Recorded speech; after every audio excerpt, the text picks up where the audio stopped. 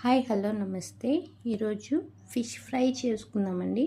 దానికోసం ఫిష్ ముక్కల్లో అల్లం వెల్లుల్లి పేస్ట్, కొంచెం పసుపు, కొంచెం కారం, కొంచెం సాల్ట్ వేసి బాగా కలుపుకోవాలండి.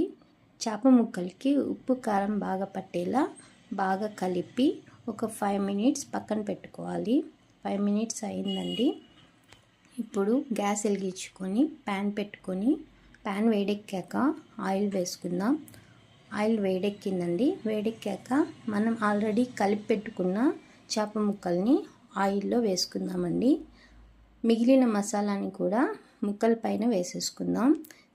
గ్యాస్ ఫ్లేమ్ని సిమ్లో పెట్టుకొని బాగా ఎర్రగా ఫ్రై చేసుకుందామండి.